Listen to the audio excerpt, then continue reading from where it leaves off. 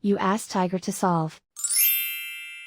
This deals with linear equations with one unknown. The final result is t equals 0.5. Let's solve it step by step. Simplify the expression. Expand the parentheses.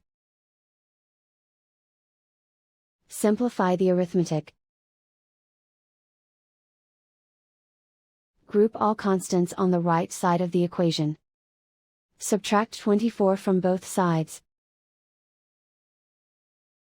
Simplify the arithmetic.